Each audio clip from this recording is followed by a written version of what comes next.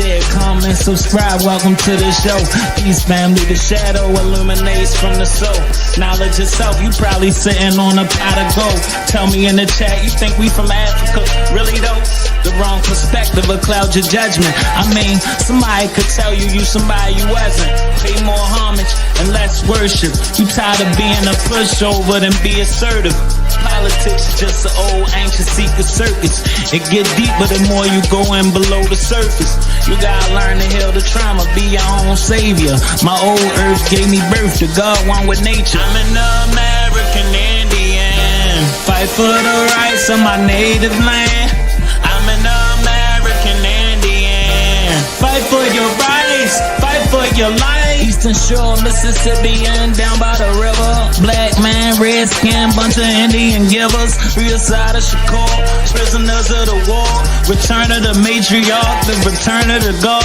East side, muddy water, we indigenous tribes. Black Wall Street, I run a family business of mine. Straight out the gutter, word the mother, high chief on the rise. They read the Bible translation, but ain't reading the scribe.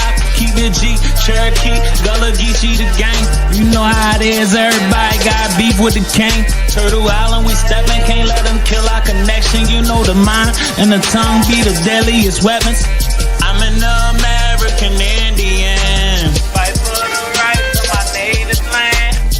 I'm an American Indian, fight for your rights, fight for your life. I am a real American, fight for the rights of my native land. I am a real American, fight for your rights, fight for your life.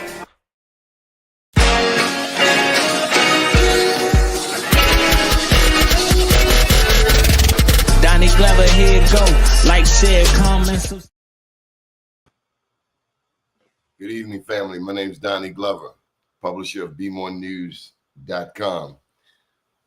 Tonight, we have yet another edition of our Indigenous series. I want to thank you for your phone calls, your emails, your texts. We're getting calls from all over the country, and we are answering those calls, those messages. Here we try to continue to uncover the stories that history tried to bury. Each show, each episode, we peel back another layer, looking at who we are, where we come from, and how so much of our truth was reclassified, renamed, or erased altogether. Tonight, we're talking about stolen land, stolen legacy, the untold story of Black Native Americans who identify and property, whose identity and property were systematically stripped away. We've heard the stories from our elders. Grandma said we were Indian. But tonight, we connect those memories to the documents, the policies, the proof, or in the words of Mafia Shakur, the receipts. So get ready for another powerful conversation. I welcome to the stage my brothers. Harsh the Fourth, how are you, sir? Peace, my brother. How you doing? Outstanding. How was your day today? Well, my day is amazing, my brother. I'm right here, man. You know, believe it or not, man, right here back Cahokia is right here. Good stuff. All the way from Hawaii by way of New York City, Planet Wells. Good evening, sir. Peace and blessings to you all. Good to see you. Good to see you. How was your day? Well, brother. Excellent, brother. Excellent. Thank you. Dreadlock. Jarastafari. Hannibal James. Hey, what up with y'all?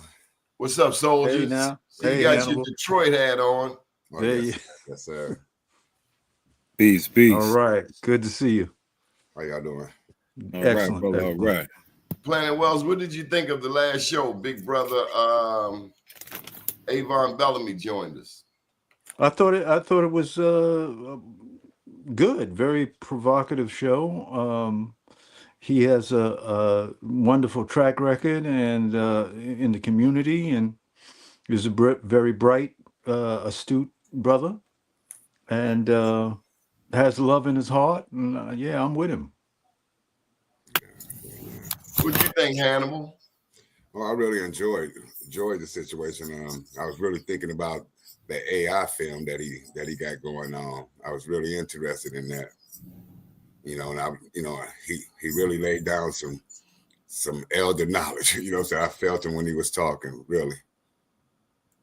I think Mafia brought out the point that while he may not fully embrace being from America, that aside, he has been out here fighting on behalf of the people nonetheless. And I think Mafia's point was that we don't have to agree on everything. Right. But like I said from day one, if all four of us in the car and Popo pull us over, they're not asking nothing else. They see four melanated men, 4 black men, whatever you want to call it. And so absolutely. You know, also I wanted to make this comment about the chat. We like the chat to stay civil.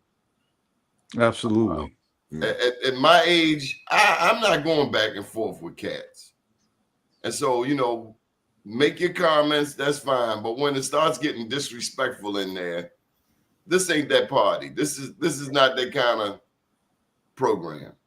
It's unnecessary. It's unnecessary. Right. Because we got a lot that we agree on. And we should keep building on those commonalities, huh? Exactly. Right. Definitely. Horace, what tribe do you claim? Washita and Choctaw. Planet Wells?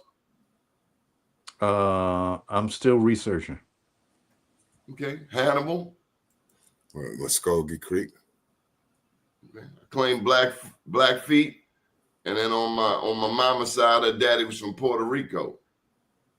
So I couldn't tell you what he all was, but I am looking. I know what street he lived on. I found that much. But that was back in 1944. Shout out to Tahonga and the other people in the chat.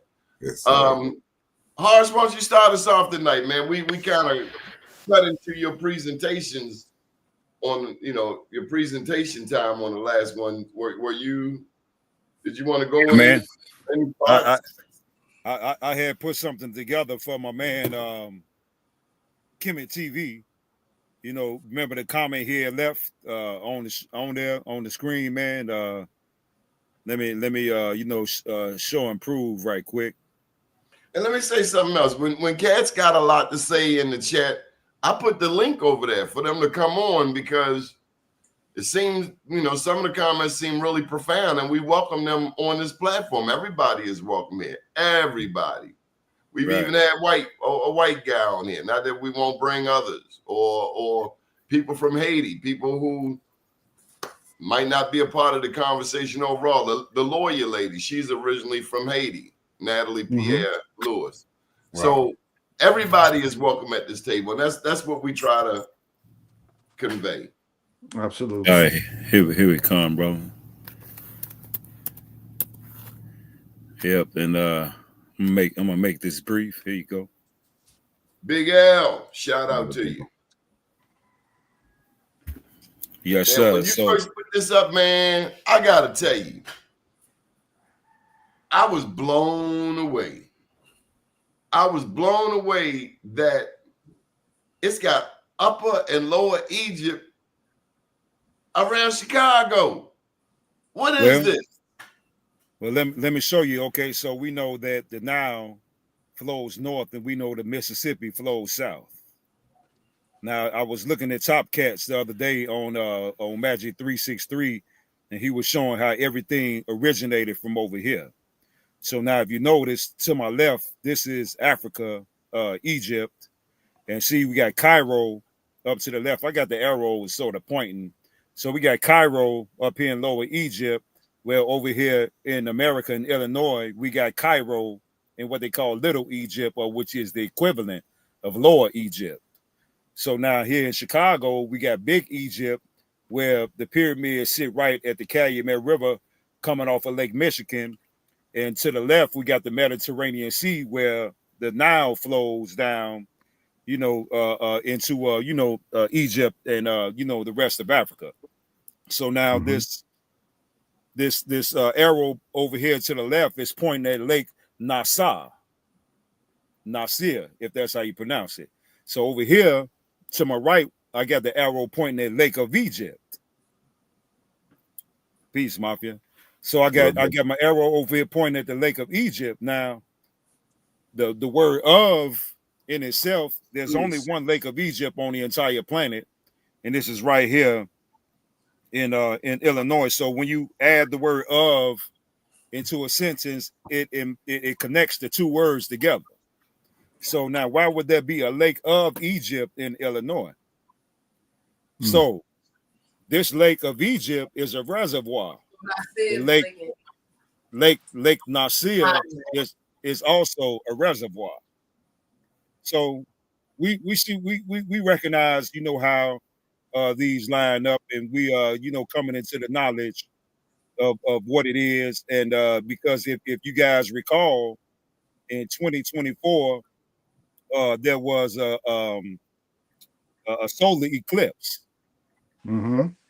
That solar eclipse crossed paths with the previous solar eclipse of 2017, and that was in Carbondale, Illinois, which is also a Little Egypt. So now Illinois got a lot going on. They got the crossings of the solar eclipses. They got the biggest, the so-called biggest mound pyramid in Cahokia, which I'm looking out of my window at Cahokia right now. And then we have the Stargate on Rock Island, Illinois, and then we got Big Egypt in Chicago. So you know the secret is out. There's no more secrets. So, but I put this together for my man Kemet TV, you know, especially. So if he is watching, here you go, right here, Kemet TV. Yes, sir. So what is the connection between this this Upper Egypt and the Big Egypt, Upper Egypt, and Memphis? You know how it keeps going down south and you get into Memphis on down that Mississippi. Do you know any relevancy to that? Well, yeah. Well, I'm saying it because Memphis is also, see, all of this is Kemet.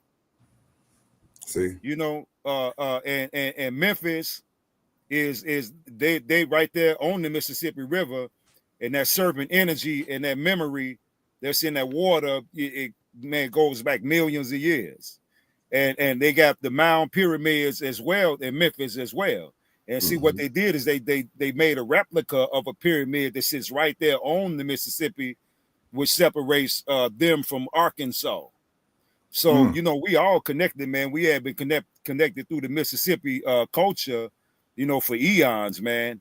And the remembrances is coming back because the more that we remember, the more that the land wakes us up to remember. I'm glad you said that because one of the things that I'd like you to touch on, you haven't touched on it in a couple of shows, but what you have said about the pyramids being covered up with trash, and how that disconnects melanated people from our ancestors. Well, yeah, just like how me and Planet Whales were talking about the opening of the way, and I can never pronounce his name. What's his name? Planet Whales. Schwala de Lewis. So the way he connected man and the pyramids as one and the same, and our connection to the pyramids, they understand that information. Our ancestors built pyramids on ley lines and energy centers of the planet Earth, which is alive. So the solar connection and the universal as well as cosmic connection to the pyramids are also connected to us because we are the cream of the planet Earth.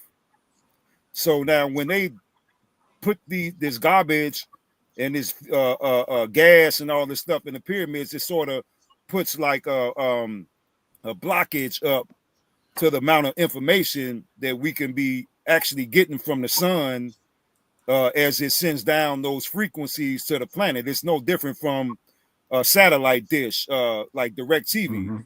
No, you got the satellite that gets the information from the satellite in the sky, and those frequencies come down into the dish, and then it travels through those lines that end up going to the receiver, and it comes out through your television. They pass that, they pattern that after us, the indigenous people of the land. You have also said on this show that when we are disconnected from the mound pyramids, we allow other people to connect with the ancestors. Yeah, because the ancestors, they're feeble. You know, just like Mother Nature is feeble, you know, to the point that if you get in a boat with a hole in it, the water isn't going to have mercy on you because you're in a boat with a hole on it. And so it only does what it does. But Mother Nature, I mean, our ancestors don't know that it's not us calling on them, but these other people that's calling on them, they're binding them to the lower vibrations and they're using them against us. Now, you know that's way too heavy for the average person. Well, I don't know. I mean, if you say so, I think that man, the people, you know, they woke up. They can grasp that, man. Hannibal, I you truly believe they can. agree? Yeah, I agree with him. Why? Because I believe that is a certain vibration that people give off by the things they take in, you know, the things that they put themselves around, you know, places they go, things they eat, you know what I'm saying? So when he was talking about like receiving this energy, I started thinking about like having a healthy body to be able to receive this type of vibration or this type of download, you might say. So I agree. Yeah. I mean, bottom line is we're all ignorant until we hear. Yeah. So everybody's equal. You know? It happens every day. Yeah. It happens every day. It's in our everyday life. It's just, you know, it also comes with the genetics too. Peace to the family. It also happens in our genetics as far as in what is the family struggle or what is the source or what's the routine of the bloodline in which you embody and what's your purpose. Like, what is your service to the collective as not only as an individual, but as a collective. Right. We deal with it every day as far as in the people, like you say, the interactions, the food that we take, the music we listen to, what we spend time thinking about, what we don't think about. All of this adds up to what you are receiving or how you perceive the world, not just as what you're receiving, but your perception also plays a part too. It's like I made a TikTok about perception. It's like starving and fasting is two equal opposites of the same thing. So depending on how you perceive that and how you receive that is going to determine how you approach that to get to a ending. Absolutely. That's powerful. Well, that's powerful. Has anybody ever heard of the story of the eagle in the chicken coop? Hey, No, you sir. feel it on that? Well, somebody had took a baby eagle and he put it in the chicken coop. Mm. And he taught this eagle that he was a chicken. So you walk past and you see the chickens, you know how they do, man. They got their heads down all day picking up chicken stuff. So somebody walked past the chicken coop and saw this eagle and they said, "Hey, man, what are you doing? You're not a chicken, you're an eagle." So the eagle was arguing with him like, "No, man, I'm a chicken, man, and I'm like the rest of these chickens." And then one day, another eagle came past and said, "Here, let me show you something. You don't belong here, man. You're not a chicken, you're an eagle." And once that eagle found out he was an eagle, his feet never touched the ground again. So we're eagles amongst a bunch of chickens. Then they taught us that we were chickens, but we were never chickens, but we just haven't grasped what we really are yet. So they've been lying to us for all of these centuries and telling us that we're something other than what we are. But as we become more aware of who we are, it's a wrap for anybody who comes against us, man. Absolutely. Right, I agree. Yes, yeah, sir. I learned a lot. I learned a lot as far as in even like Wells was saying, as far as in doing harm. It's like the way things are set up is to do harm to everything that we embody as beings. So it's we dealing with that on so many levels and avenues and generations and longevities of equal opposites, like how I was talking about the equal opposites and the different. You making up shit now. You gonna stop that? I ain't never heard of no damn equal opposites in my life. Equal opposites is not. I ain't never heard that in my life, Mafia. Where'd you find that term? Explain it to him, Mafia. Explain it to him. Have you heard of it before, Planet? Yeah. Explain it to him. Where'd you hear of it, Planet? The yin and yang is equal opposites. Yes, sir. You know that symbol, That's bro. the two polarities of the same thing, equal opposites. It's the balance. It's what balances it out. Starving and fasting are equal opposites. Correct. Yes, sir. All depends on how you perceive it. You know, if you think that you're not getting nourishment, you're gonna think you're starving. But if you're looking for a higher spiritual self, you're gonna be all right with it. You get what I mean? It all depends on what you're looking to get out of it. Just like with anything. You know, man. So you could, yeah. Go ahead. You could look at it in terms of temperature, right? So there's hot and there's cold, right? Opposites, right? Well, the only thing that distinguishes them are degrees. That's it. Right. That's it. So that I can see there's an equality. I can see that. I can't see starving and fasting as equal opposites. They are the same thing, minus prayer or a spiritual component. If you said starving and gluttony, those are opposites. Well, 400. Well, to piggyback off what Planet Well said. That's what opposite mean. The opposite. Yeah, 440 degrees Fahrenheit equals negative 227 degrees Celsius. Same thing, right? Same thing. I'm just saying, I don't want us to just be throwing stuff out there. No, but this is, but I'm speaking on, it's just like how most people think that hate is the opposite of love. Fear is the opposite of love. Why can't hate be the opposite of love? That's hate is like a reaction to love, right? That's love what I'm saying. Is an action. Hate can be a feeling or an action. Love can be a feeling or an action. But when you love somebody, you're doing things that show care and sharing and concern and affection. When you hate somebody and you're acting in a hateful manner, you're trying to kill them. Not necessarily. Some people love. I hear somebody else talking. Are there other people on the show? Yeah, chill out. Is that you, Mafia? You got people in? Bring them on. Yeah. Bring them on. I don't think it's fair that they shooting comments and we don't get to see them. Bring them on. No, that's a fact. No. Huh? We're going to be quiet for a minute. Well, now if they want to participate, let them participate. Mafia, what are you doing? You hoarding over there? No, I ain't hoarding. No, you don't want to let us know who you got over there talking. Oh, no, they don't want to be on camera. That's it.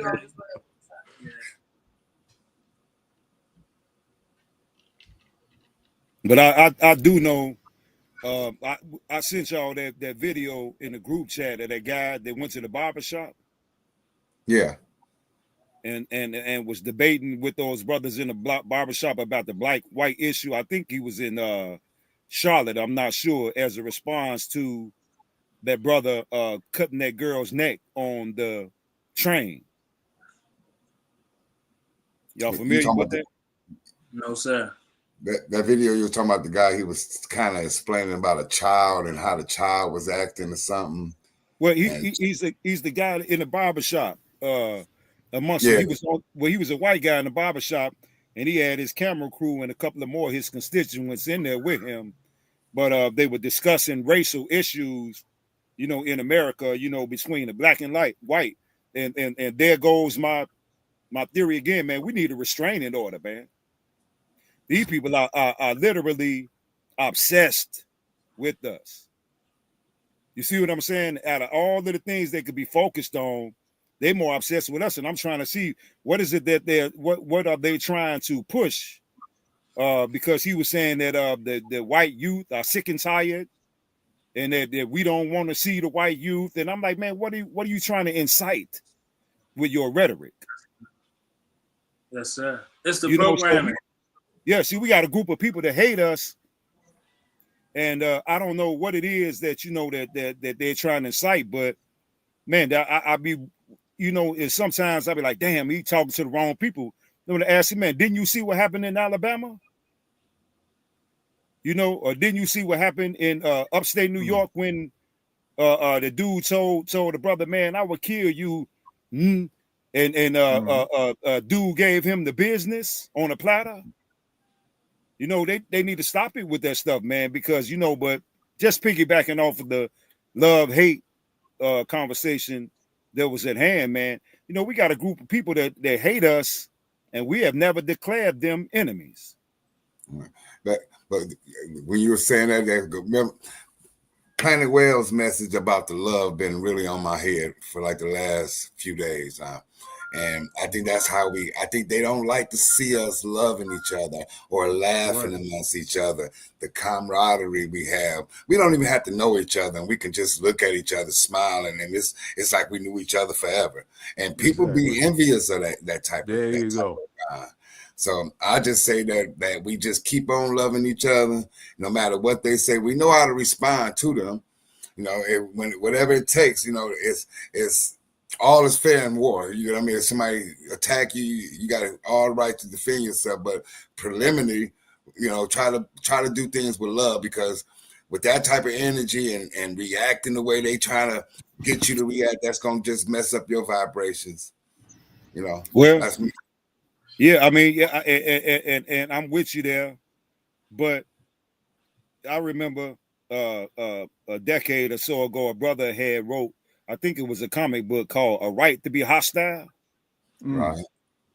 If anybody has a right to be hostile, I think it's us. I mean, where's the repayment for Emmett Till, or the 11-year-old boy that they put in an electric chair back in the 40s? Back in the 40s, right? You see what I'm saying? Correct. Or the many people that they had burned alive while people were sitting around cheering, or the things that happened in Rosewood, or Tulsa, Oklahoma, or the Raleigh, vibration, or the vibrations that they send on the daily, or what's up with the move movement up in Philly. Definitely, yeah. You see what I'm saying? So they I don't know, man, what it is that these people want, but I'm still with Noble Drew Ali. One day you'll see the European, you'll smell him before you see him going back to Europe in boxcars. Just get off Turtle Island, go do your own thing, and leave us alone so we can turn this into Wakanda. Now what year did this move thing? This was in the 80s, right? In the 90s. In the 90s? 90s. Yeah, yep. That's right. Yeah. I think it was 94, if I'm not mistaken. So it wasn't that long ago. Correct. Yeah, it's all an order of the program. And like I say, the more we have discussions and communication about our stance, the stance that we should take as to who we are, and that the identification of that. How do we identify as individuals and as a collective? Because we all have individual movements, even us on all right here, we are in different aspects or different locations. You know what I'm saying? So to be able to connect from that as a whole source and embodiment, it's like when I think about the civil rights movement or the Black Panther movement, like these things were electric. You can feel it. You didn't even necessarily have to be there to feel the vibration of the energy of what the movement is. And I think us knowing ourselves and having this identity is important because the programming is on so many different levels. Correct. So even with those different schools of thought, we all could still come together as to what this is and what it means. And I want to say something, although I don't necessarily agree 100% with the Hebrew Israelites, but I do agree with their intention and their sincerity. Right. So, if push come to shove, you do not want them brothers to have the swords in their hands. And also, one thing that I don't think that these people realize is that you don't want the YNs to direct their energy in the other direction. You know, but it's the hate is. I mean, how can you hate the people that have not shown you any hate after all of the atrocities over the years? So we do need a restraining order, man. We need one bad. I think somebody made a comment and it's actually, did I know anything about certain families like the Hortons and the there it is. I know I got kin folks that's Hortons, and I know things about the Lewis. That Lewis last name is a provocative last name. That's kind of like the Stewart last name, so that goes back over to over in Europe, but it does have a history amongst the natives here too. So it's complex for me to pinpoint what it is, but I know that you're hitting it right on the point. And then the Hunter name too, I've seen that too, amongst like the Cherokee. Yeah, I know those three last names from some families in Chicago. All except for the Hunters, the Hoods, the Hortons, and the Lewis. Right. Yeah. Go ahead, cousin. I'm listening. No, I was saying all the names have colonizer lines and native lines where they mix the names. Yeah, that's what we remember how we was talking about today. You after us talking and unveiling what happened with the tribes up north and how they was forced down south, we can see how these certain last names intermingle with these tribes. So it's like a what they call that thing when you're looking for a secret, but you got this secret code key that you gotta decipher to see what's going on. That's what we're dealing with. Yeah, we're dealing with this cipher that we gotta unscramble. Yeah, I'm from Alabama too. Yeah, what part of Alabama? So that's good. But one thing about Alabama, like I've been trying to tell everybody, was the last state that only has like 31 years of quote unquote United States history, and the rest of it is really the Muskogee fighting everybody or having relationships with other nations and stuff. I ain't saying that it was 100% abreast, but it was some foul things going on down there that I'm trying to fight right now. But it's just like knowing that if you got roots in Alabama, then you can find your ancestors. Just put it that way. You just got to do your due diligence and search, because it's like I said, it's 18 counties that got Native Americans that stayed there. And if you come from any of them 18 counties, you got records. Oh. Did anybody see any of the videos of some of the events that were taking place on Indigenous Day?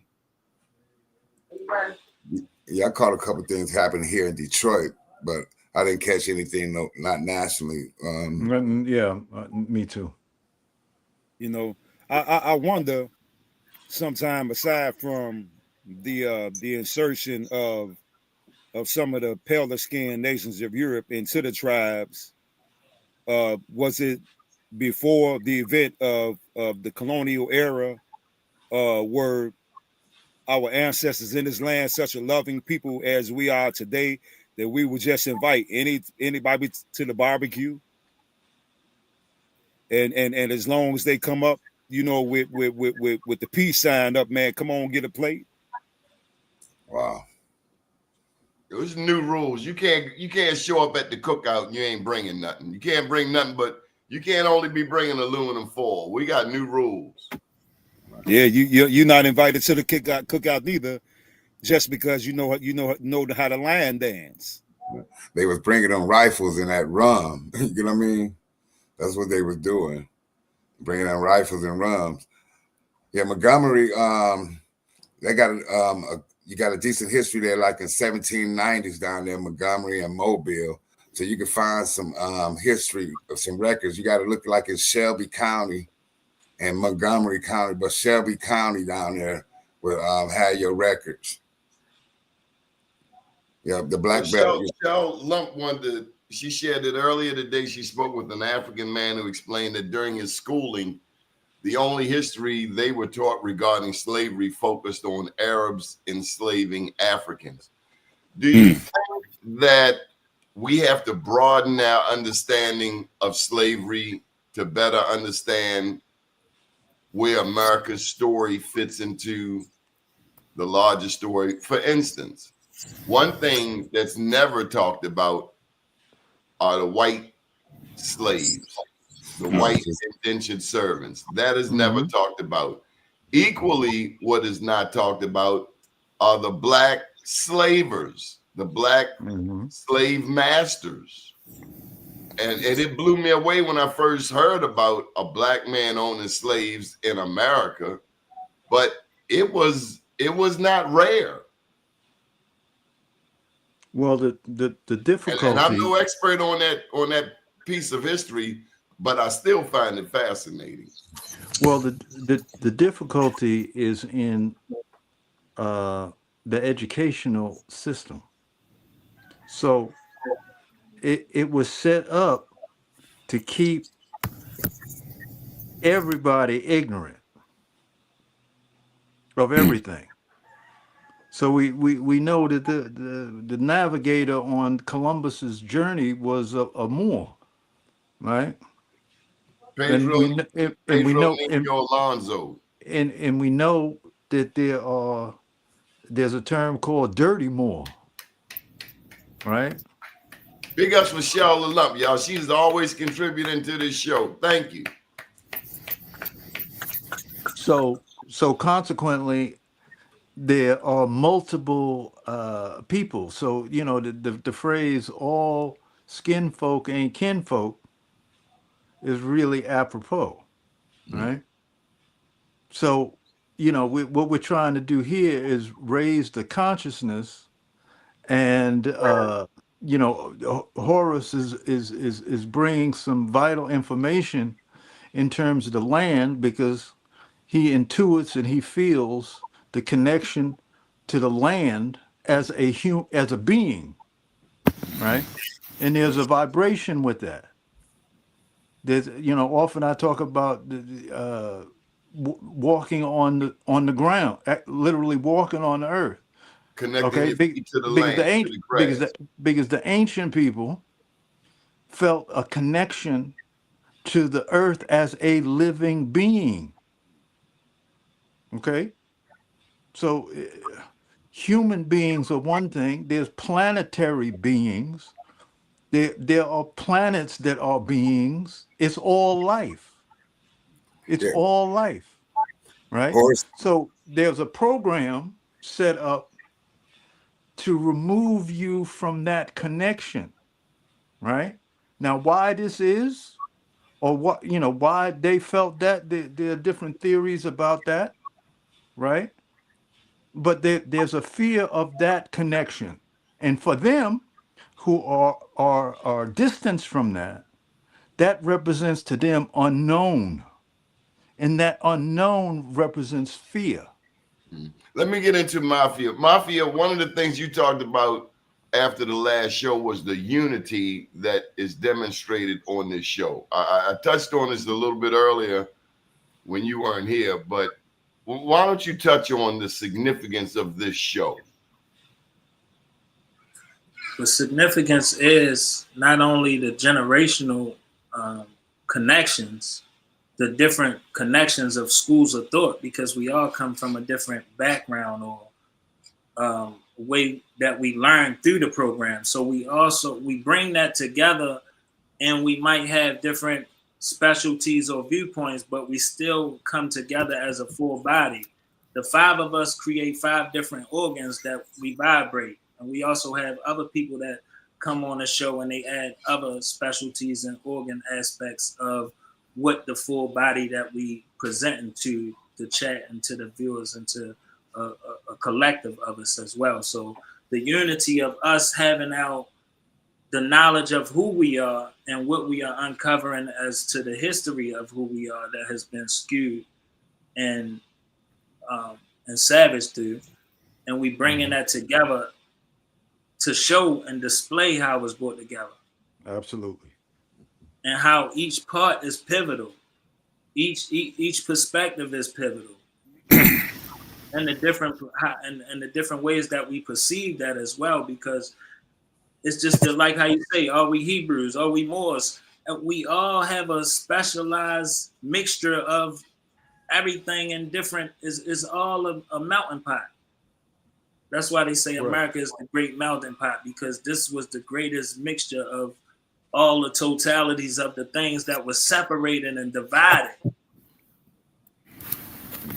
And everything that's separated and divided is trying to come back together, but we have so much of that love, hatred, and fear mixture that keeps everything going. So the unit coming together is that we well, not personally, don't have degrees or anything to speak on these topics, but we have done research, we do comparative analysis, we do peer reviews to come across the information that we know from ourselves, and we share to come to greater conclusions as one.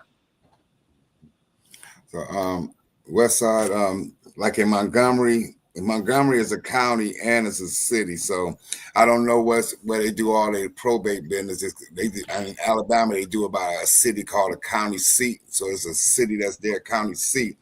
But Birmingham, Alabama, they probably got the best genealogical resources in the country. They got all the census records and books by the southern states. So you can go down there and find it from Virginia to Carolinas, Alabama, Georgia, all the records in book form. Not, you know what I'm saying? So if you really want to get your hands on the files, and then they librarians is real good at pointing you into other directions. But I made a note. Horace said something earlier. He said, the earth is conscious. Have you ever heard of the phrase that you can't do nothing in the dark and come to light? Because the earth is conscious. Even though somebody's not looking at you, the earth is watching. You know what I'm saying? So it all depends on the person, on your level of learning. I guess we all here to learn something. And I want to share something with you. Here's something we can all learn. There's an invention, a remarkable invention called a trash can. I watched this man today drinking a soda, and he just threw it on the ground. You ever see a pretty girl in a car and you like looking at her, next thing you know, she throws some trash out the window. You're like, oh man. Have y'all experienced that? Just nasty people that throw trash on the ground. And don't do it on my block. Oh boy, the neighbors be yelling out the window, hey! Nasty self. How about that?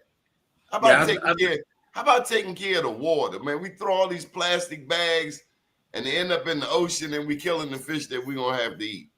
Yeah, the earth is watching. I feel that. I've been a part of that myself. So once you realize how big the problem is and how small the solution is, you change those little things. And it makes a big and it plays a big part. Here's a question for you, panel. Do you think racism will ever end in America? Yeah. I think it's better than what it was when we was coming up.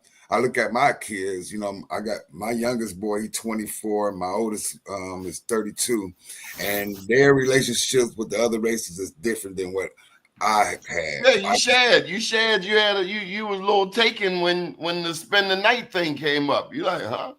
Because you ain't spend the night over the white kids' house. No, not me. You know, I was bused as a kid. You know what I'm saying? In Detroit, Detroit was all black when I was coming up. Man, we don't know what bust mean. These kids, 34 years, what is bust? So I think I was like 1981, they took my neighborhood of kids and took us to a white neighborhood in Detroit and integrated the neighborhood, the schools, and brought them white kids to the black neighborhood. To the elementary school. I can remember all the parents being upset and mad. I can remember the parents getting together saying that they do this and they do that, but it was none of the things that the parents was scared of. You get what I mean? So I went to that school from the second grade and I graduated from there. So I was the start of being in a diverse makeup with Latino folks, with people from the Middle East. We wasn't no Africans then. It was like people from like Saudi Arabia, Lebanon, and stuff like that. And then you had us from like the South and Mississippi, and like here in Detroit, we got some people from Mississippi, but majority of us from like Alabama and got You Georgia. ain't bring none of them people home, man. No, Let them taste your mama's sweet potatoes. You know, you come here, if you come to Detroit, you'll see the blend, you'll see the fusion of it now. You'll see that people from the Middle East, they'll do a fusion of soul food, and all these the Mexicans will do a fusion of the food here. You'll see the what they call amalgamation that's going on when people get things to come together.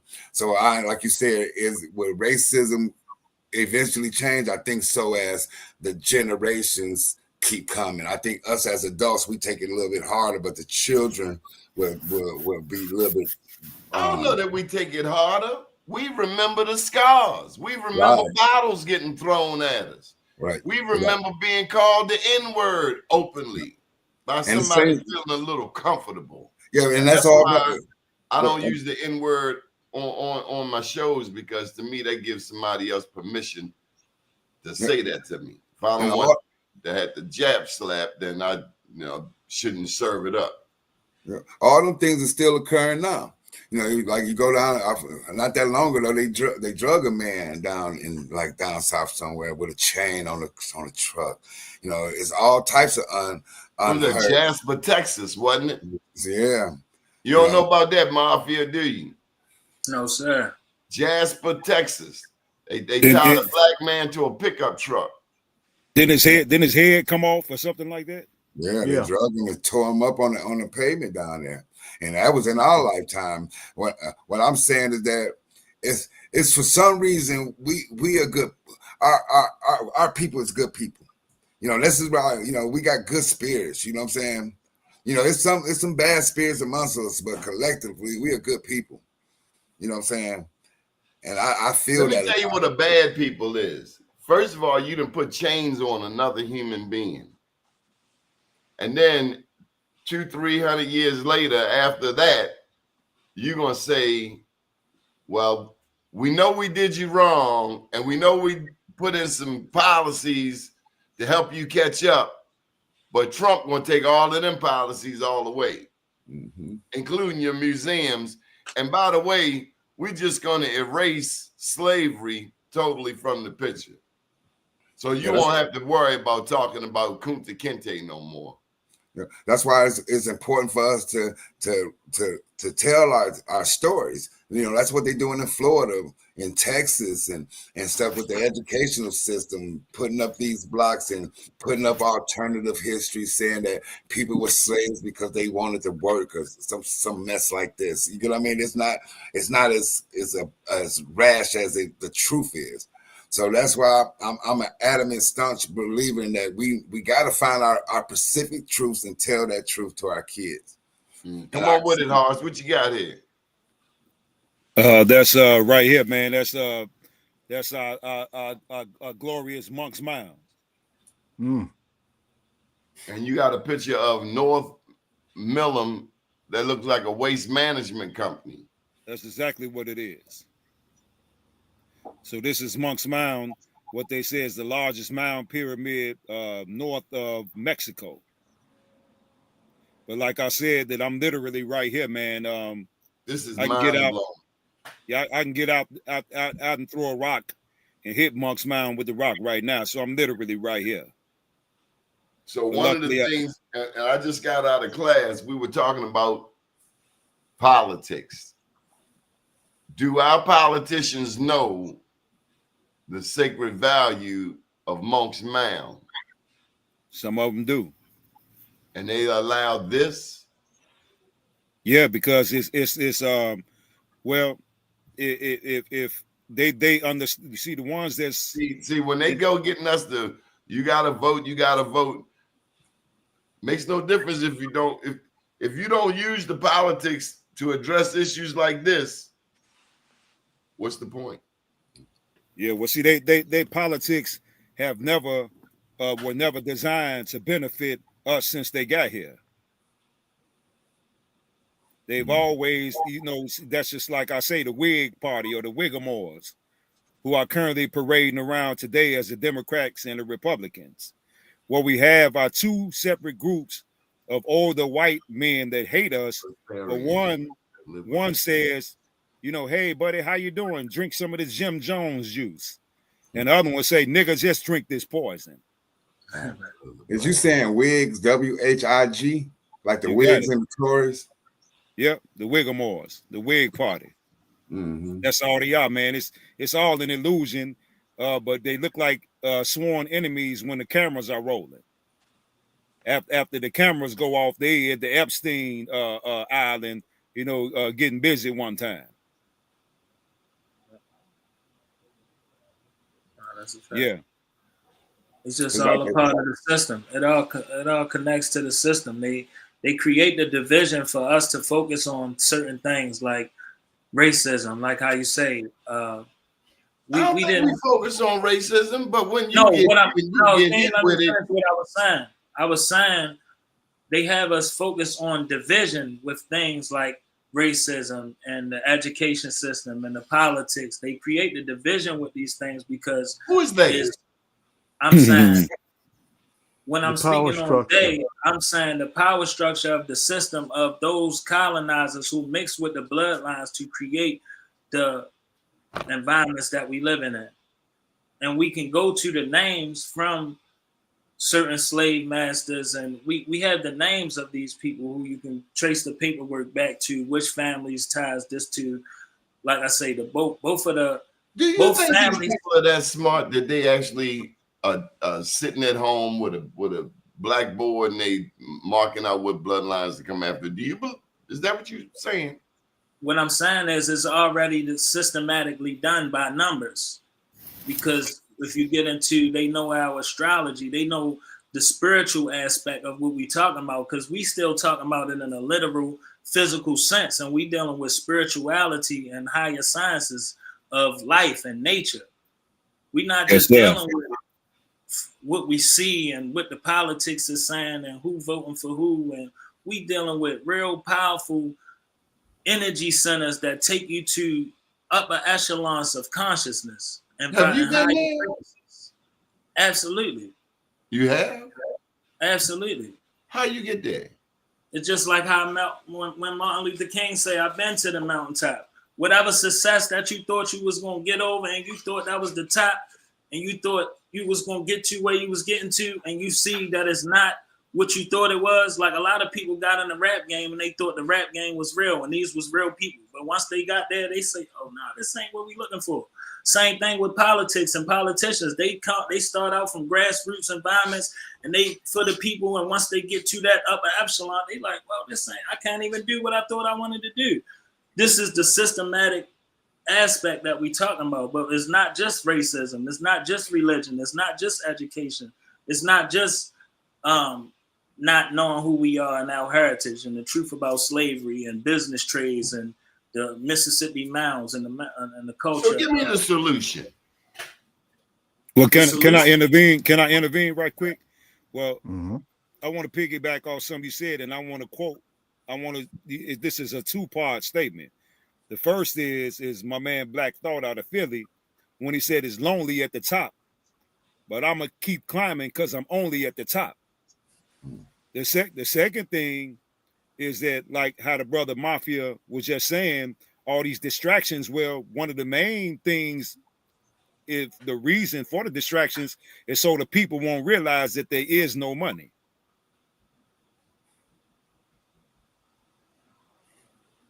Yeah, there's something going on. That's a loaded statement. What do you mean there is no money? Well, there never was.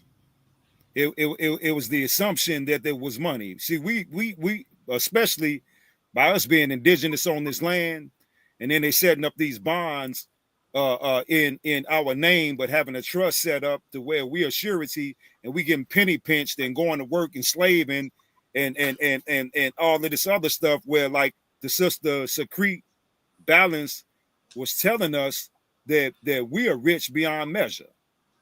There shouldn't be any people that's homeless, man. There shouldn't be anybody eating out of garbage cans. You know, there's enough land. Hell, damn near the whole America can fit inside of Texas and still has space left over. But we got this group of people who have some type of inferiority complex that they don't want the level, the playing field to be level. They want to be at the top and everything at everybody else at the bottom. You know, like how Jay-Z said, what's better than 1 billionaire? 2. They don't think like that. You know, so this is what we're dealing with, but all that's coming to an end. And I'm gonna close by saying this is that I think that the language that we speak in the beginning was the word. Well, I try to use words like those who used to have power. Well, this is over with. You know, to speak our future into existence instead of speaking the same things that we have been speaking in regard, because they don't have any more power anymore. You know, they on the way out, or they're already out. It's only a matter of time before we can actually see it. But you know, it's a wrap for them. This is why we're waking up right now. You know, an indigenous people of this planet, and especially Turtle Island, man, it's a wrap for them, man. They gotta go. They've been evicted. Yeah. That's powerful. Heavy. That's powerful. Like I say, a lot of times we aren't as knowledgeable about the history of politics and the political game and where we stood as a indigenous culture and not as political products of that politic. So finding our place and knowing how to govern ourselves, even without a governing body politic. When we had the jab season, we already know we can govern ourselves because everybody had to do that and during the jab season.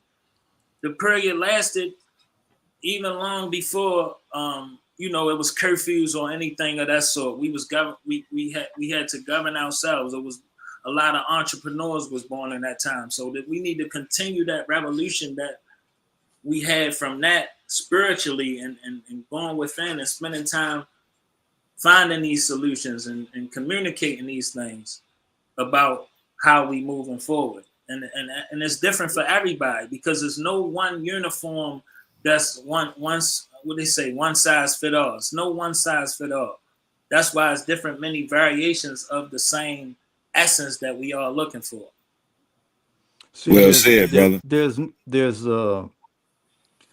nature, there's the natural, and then there's the artificial. So one of the things that always caught my eye is when you see asphalt over the ground. And if you live long enough, you'll see the asphalt crack and the ground will come up through there. I ain't never seen the reverse of that. Okay? I ain't never seen asphalt come up out of the ground, okay, and flourish. However, I have seen green grass come up out of the asphalt and flourish. So one thing is for sure, the natural reality over time will always win because this is a natural planet. It's not an artificial planet, right? The reason why I put planet in front of my name is to remind people that we are, in fact, on a planet, right? So the camaraderie that we share here, this thread of invisible love that we have for the benefit of humanity, of which our people are in humanity, we share that with every living thing. Okay? Now, when the colonizers came over here, they weren't grounded in anything spiritual. Right? They had an egoic relationship via religion. So they were confronted with people over here that had a relationship to nature. They weren't seeking the artificial. Okay? They may had a curiosity of it, okay? but they did not put it over the natural. Because they're natural, the earth's natural, their prayers are natural, the sun is natural. I mean, there's enough things that are natural, right? To inform their intelligence that this is the way to be, and they could see it. However, these homies that came over here across the water, they didn't have that, if you will, home training. Okay. Okay. And then what they did have is they had the ability to constantly label everything. Right. So they label everything, right, that ties them back to the artificial. So the question is, do you want to be natural or do you want to be artificial? Right. So there could be a curiosity with false eyelashes, and you may play with the aesthetic or whatever, see how it flows and da da da da da da, which is fine. But don't forget that they are fake eyelashes. I mean, come on. Okay? Don't forget that.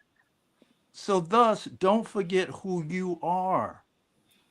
You're the natural one. That's what you are. That's how you groove. That's how you flow. You can't go against that, right? Right. So True indeed. for Martin Luther King, right? There couldn't be a Martin Luther King with that energy, without a Malcolm X. And there couldn't be a Malcolm X with that energy without a Martin Luther King. All right. And together, they rose the frequency so that we all could be here today discussing this. Yes, sir. Okay. So love yourself. Love yourself and love the struggle that you have gone through to bring you to this point in time on this planet. That's important. You know, go ahead, Hannah. when you were saying about how we got the asphalt and you got the natural and how the grass always come through that asphalt, kind of remind me of that Tupac poem. He wrote a poem called what Rose Through the Concrete or something similar like that. He's talking about his life. And I had I think a English class, and that was one of the assignments, Tupac's poem. You know what I'm saying? We had to decipher that poem. So basically what you were saying is basically how he was explaining that even though all these things are set up against us, the artificialness, these systems and all this stuff, we still gonna be able to grow up out of it.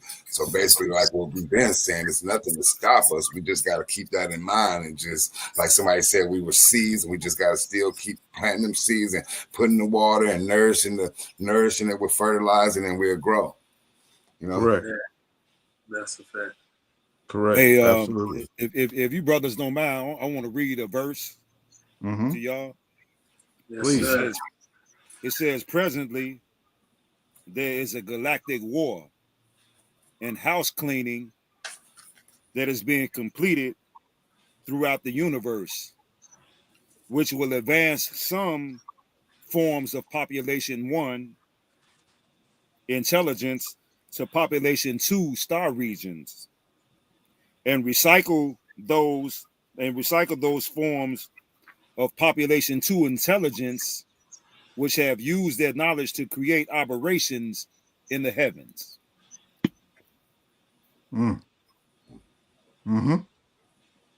I think that's a very powerful verse right there, brother. Absolutely. So whatever galactic cleansing is going on, is powerful. And I thought of that because our ancestors had a direct connection to the people that were coming from different star systems. Correct. So now when we regain this knowledge of ourselves and our connection to this planet, we're going to have those same connections with those same beings as well. Correct. And I think that that's what's sort of taking place right now, slowly but surely, because if we give this enemy our consent to do so and so, then we cut off that connection with them. But as long as we don't give them any more consent, now they can't stop those beings from communicating with us, because they don't have our consent anymore to be blockages. Correct. Correct. So if you were walking around and you were trying to map this land, and you came up with it was Turtle Island, you'd be still walking today to try to make that happen. So clearly, from a perspective that is not land-based, did one see that this is Turtle Island. So that means that we are cosmic beings, Indeed. right? So it behooves us to take a higher perspective of what this is about, right? So the proliferation of higher consciousness, right, to leave this artificial relationship to yourself, have a natural relationship to yourself. Okay, you can use the artificial from the natural if you so desire, but I wouldn't go to try to use the artificial as they do to conquer nature for profit, right? That I would stay away from that, because it's not going to last. But when you do not consider yourself an immortal being, then you wouldn't understand what I'm talking about. You'd be trapped in this life and death thing, right? But no native people that I've researched all over the planet feel that.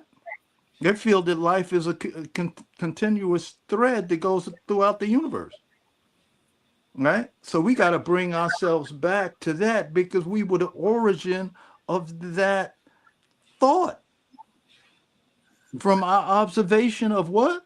Of nature. That's who we are. That's what we're supposed to do. That's what we must do, because no one else is doing it. Nobody else is doing it. Think about it. Nobody else is doing it. That's deep. Makes sense. Really Nobody. deep. So when Horace is on the road trip and showing these beautiful mounds and these beautiful ceremonial centers, and you see the magnitude of it, it had to come from a people who was tuned in to a cosmic reality. In order to even intuit a cosmic reality, you have to see the immortality of the soul. You have to. The other You have to.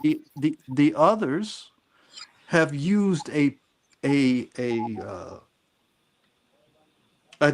device called fear to lock you down, so that your only enjoyment can come from what? The artificial, so they Artificial. could profit. Right. Okay, Yeah. that's the trick. That's the trick. That is the trick.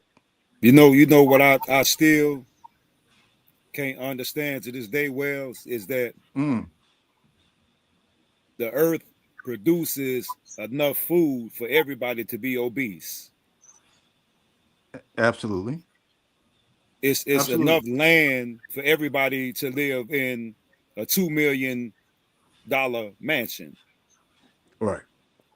So there's never enough. They say that the earth is overpopulated. How possibly it's more earth than it is people. Well, one of the benefits that you mhm. have had, Horace, is because you travel, you see all the space. Yeah. You know, and this whole planet is nothing but land. They got land everywhere. Nah, everywhere. So it's the greed, right? Yeah, we don't live Because too far off the rivers. My bad. With that greed, that's the impetus of that's the desire, okay, to re-terraform the planet in a artificial case. Why? Because some feel more comfortable in the artificial than the natural. I don't know why this is, but this seems to be the case. Right? The So, program seems to be easier to live in when you don't have the correct. knowledge or the access to nature. We don't have the access because we lacking the knowledge. We're not tapping into. And I wanted to ask you, how much of that and what you're talking about is in that silence and that stillness that you always talk about? All of it. How much? It's all right there. All of it's right there. That's why you can see everything of the artificial nature tries to remove you from that connection to that, right? Yes, sir. So the universe, God, the energy, whatever, did not go to Walmart to make you, right? Didn't go to Walmart to make you. So how did that come about? Right? It took from itself to make you. So who are you? I mean, let's not trip. Yeah. And All I right, think I, just I think they give you that in the scriptures too. When they say ye are absolutely gods and things of that sort, I think we just give so much power to the outside source that we're not including the self source. You know what I'm saying? correct. And it goes together. It's like when they say your left brain and your right brain is like hemi syncing. Once you hemi sync it up, now it's working like a brain, and you're not just thinking with half a brain or Correct. another half a brain. But that's the programming to think that you can't be an artist and a lawyer at the same time if you have the equal opposites of that type of mind frame. You know what I'm saying? So when the homies came here and saw the matriarchs up on the mound doing the dance, doing the ritual, right? Because they had no energy within inside them. They had not uncovered any energy inside themselves, okay, for them to dance on the land to activate the energy. Right. So what did they do? They said, "Oh no, that's primitive, that's stupid, that's this and that. You need this artificial thing to be happy. You need to drink this fire water, right?" It's interesting how when you go up in the hood, the one thing you're guaranteed to see is liquor stores and churches, right? So in the times of the mounds, in terms of these temples, in terms of these beautiful places that is dedicated to the sacred, there weren't no liquor stores and there wasn't no churches. Okay. Yeah, that's what the people don't realize. Yeah. So we we have to, as we are doing, we are waking up to the truth. We're waking up to the truth. Gentlemen, I want to share with you something from Craig R. I never heard this story before of Richard Crafers, aka King Dick. Perhaps one of the most interesting and curious stories of the War of 1812, because that's what's been discussed. Part of what is being discussed in the chat is that of Richard Crafus. Richard, an African-American sailor believed to be from Dorchester County, Maryland, was captured from the American privateer Raccoon off of Bordeaux, France in March 1814. Like many prisoners of war during the conflict, he was sent to the infamous Dartmoor prison. He arrived in October 1814, forced to march 17 miles to the gloomy stone prison. There he dominated cell block 4, largely populated by African-American prisoners. He earned the nickname King Dick and became one of the most famous men in the prison. Standing at 6'3", Richard was physically powerful and a masterful bare knuckle boxer. While in prison, he taught fellow prisoners how to wrestle and box. Richard also negotiated with prison authorities and kept order among the prisoners. So I guess my question for, do y'all know how this fits into, I mean, where you going with this? He said he was a sailor. He also said he was a sailor.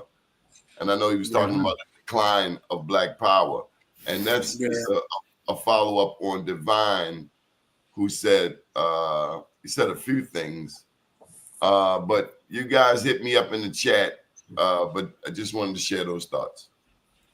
Yeah, see, that's when you're dealing with that Dorchester County, Somerset. You're dealing with the Eastern Shore down there, the Powhatans, the Powhatan Confederacy, and the Maryland Eastern Shore tribes. You're dealing with the Lenapes. You're dealing with the Susquehannocks, Piscataway, all those tribes down on the Eastern Shore, Dorchester, and Ceases. Of course, I believe in God. That's the question, Mafia. Do you believe in God or religion? I don't believe in a religion, but I believe in the Most High, the divine source, the creator, the nature of Earth, Mother Nature, Father Time. These I believe in the essence of what God is. I believe in the Holy Spirit too. I believe there's a power that we know how to tap into, and maybe it's not called the Holy Spirit, maybe it's something else. But I know that there's something powerful from tapping into God. Well, when a person asks me in anything in reference to that, I always say that my goddess gave birth to your God, because the mitochondrial was always number one. So the patriarchs, you view the Black woman as God. The Black woman is God, the daughter of Tiamat. Their mitochondrial DNA existed before any God that was in the patriarchal or the male form. Absolutely. That's when we get into, yes, sir. Yeah, so when we dealing with the term God, there are different translations, generator, operator, destroyer. Some say that it's a German word that means Gomar, Oz, and Dunbar. So those particular terms, we use them in layman, but God has always been the Black woman, the Black female on the planet, as well as in the cosmos in general. So I think that the belief in God and knowing God is two different things, because when you know something, you don't have to believe it. But to piggyback off what the brother Mafia was saying, how it says in the Bible that ye are gods, well, I think that they try to misdirect us by the big G and a little g. But up under the language system, there's only one G, and that's Gamel. There is no uppercase Gamel or lowercase Gamel. So when they say the Lord God and a big uppercase, it's the same thing as what they put in the lowercase English, but there's still one God up under there. And so back to what Wells was saying, God didn't go to Walmart to create you. God took of him or herself, which means that we are God. But that's why they had us to look out in the sky and tell us to follow in somebody's footsteps while they were secretly following in our footsteps. Okay, let somebody else get in here. What about you, Hannibal? I believe in one God. Just like all the Muskogees believed in one God, the one who gave breath to all. You know, I was wondering what this was. D. Rick, I totally agree. There you go. Totally agree. I'm gonna let you in on a personal story. There's a song that I learned, you know, growing up in church. Like maybe some of y'all went to church, I don't know. But I have replaced the song say Father, Son, Holy Ghost, and I say Father, Mother, Child. Yes, sir. And the Holy Ghost. Well, you're going against the grain. You're going against the grain when you do that, though. Oh, I don't. That's what I believe. Nobody else gotta believe it. But I know when I've looked at Christianity from an objective perspective, it just made me ask, why you got the Father, the Son, the Holy Ghost? Like, where the woman at? Those are like three male figures. You done took the woman totally out of the picture. It's like no life without woman, Mafia. That's just dodoism. That's that invisible force that Wells was saying as well. You know, they when they talk about chopping the head of Medusa or the beheading of the gods, this is the stripping of the matriarch of the powers and the knowledge of what the matriarch is and how that relates to nature and spirituality and what we know to be God. Well, you know, a lot of people don't know that the high priest matriarchs used to be up at Niagara Falls meditating and controlling the harmony of the planet. And so when they invaded that Niagara Falls water come all the way through New York and keep on coming down, don't it? Yeah. Yep. Like up that there. Mississippi. Yeah, and see, but they according to the story that they chopped those sisters' heads off and threw them over into the falls. That's where they came up the word Niagara, which is a derivative of nigger or Negro. Well, now I gotta throw it out there because I happen to be listening to the song. Kendrick say Negus. So I done heard a couple different stories on the etymology of the N-word. Yeah, that's Negus. It's king of kings, and sovereign. I gotta throw this in there. Craig was referring to when he was talking about King Dick here. He was talking about a business that was happening. He was talking about, hold on. Black Jack Anderson was a Black American pirate. But as he's talking about Richard Crayfus here, he was saying that they were all involved in the whaling industry. Because in the article, it talks about all of these African Americans locked up in a French prison. But they were over there making money. And that's how they got hemmed up. So thank you. So were they transported here, or they were there voluntarily making money? Let's see at the bottom of the story. He came back to Boston. So I think that's the hijack because it wasn't blacks or African American. It was the Pequot Indians that was into the whaling. Forgive my. I'm just talking about. I'm just talking about not you. I'm just talking about how we take the title they give us and put it on top. But when you look at history, it was the Pequot, Pequot. They right there in Rhode Island, and they was really into whaling. So this guy, when they had the ships and he must have got caught, he was a Pequot.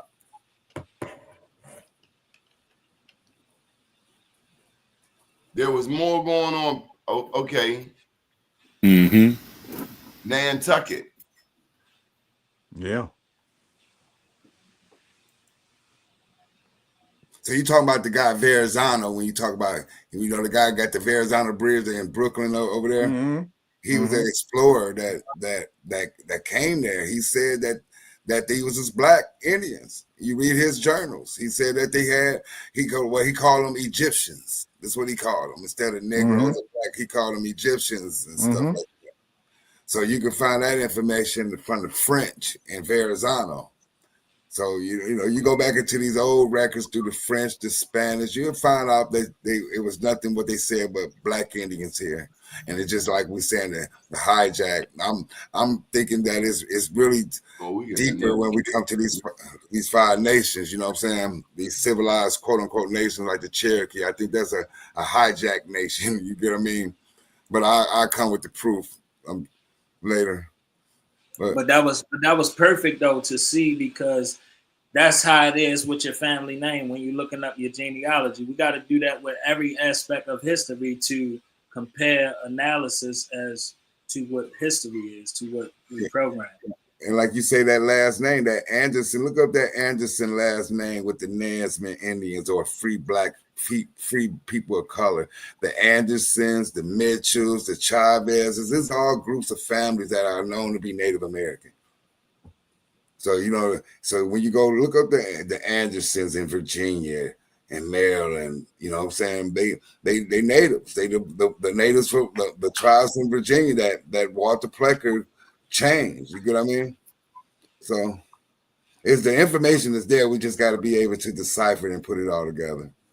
So let me just share what it says about Black Jack Anderson. This again is from Craig R. John Black Jack Anderson, and thank you for the history lesson.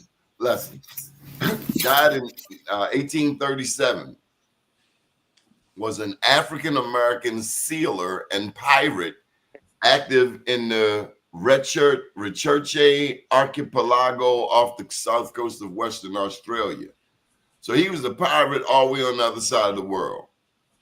Anderson arrived in Western Australia's archipelago on the cutter Mountaineer in 1835 from Kangaroo Island in what was to become South Australia, setting up base on Middle Island. Now, mind you, they were the quote-unquote Aborigines there. Anderson and his fellows established an encampment on Middle Island, and it was one of the few islands with a source of fresh water. The archipelago was heavily populated by Australian sea lions and New Zealand fur seals. I'm not sure where we're going with all of this. One of the most daring people was a man of color named Anderson, and lawless as these men were, they looked up to him with a sort of dread. So, Craig, make it all make sense. We didn't took time to go into that. I'll return it back to you, gentlemen. Well, like what was our last guest name? The brother from Baltimore, Mr. Avon Bellow. He made a very powerful statement when he said that they literally have to create an entire system to destroy us. That's powerful, man. You got an entire system. I'm talking about from every angle, man, just to get at us. So who are we, man? Exactly. You see what I'm saying? That you got to create a system to try to remove us from the equation, but we still resilient enough to still be here and still moving forward.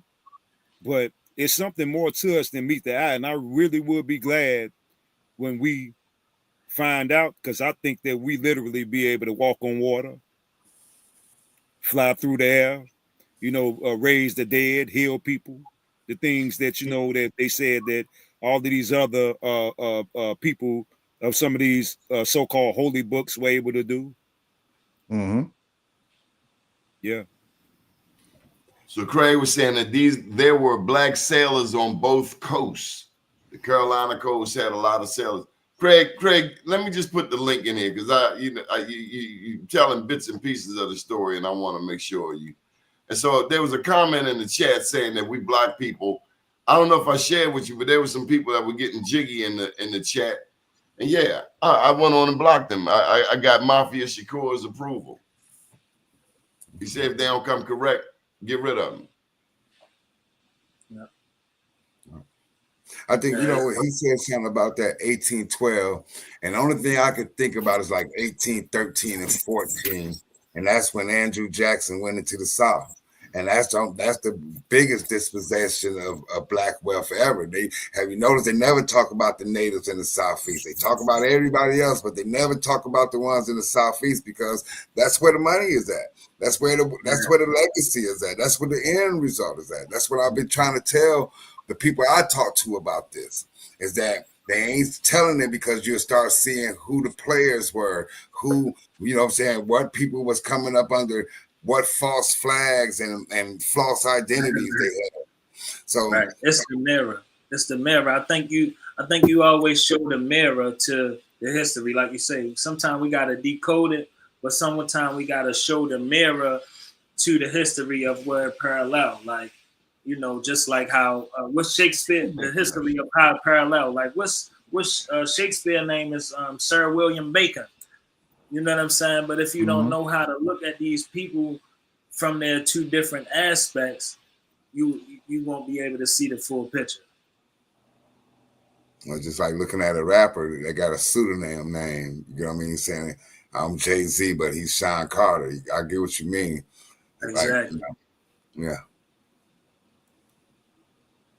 Now, we don't block people who disagree with us. Please disagree.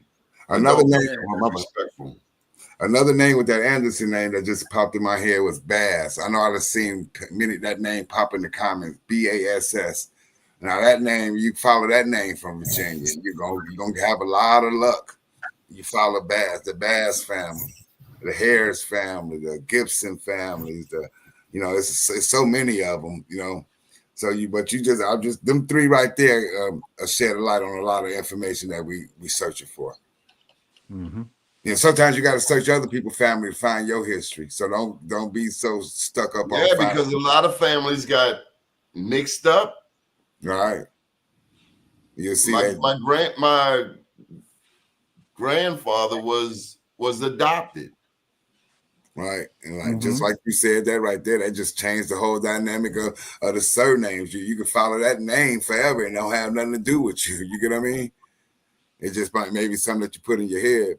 But I think we're on the right path with dropping, you know, when our audience say something and everybody dropping their point of view on things, and we'll right this ship one way or another. Another thing was on my mind when Planet Wells was saying about the universe, we all cosmic. I heard like people having these near-death experiences and saying that they see nothing but black and like things like stars, like being out of space. So that basically saying that we are the universe, you know what I'm saying? We are watching and we've been watching, you know what I'm saying? But it's just that now we're trying to learn. And I think maybe we probably don't get it all, but maybe the future generations have had this superpower that we conjuring up now. Hold that thought. We got Craig in the chat. Hey, Craig, how you doing? Very good. How you doing? Good. Awesome. Bring it on, man. Thank you for joining us. And thank you for always. Good. I made a feedback here. Hold on to see. How do I solve that? Okay, bring it on, big brother. Good.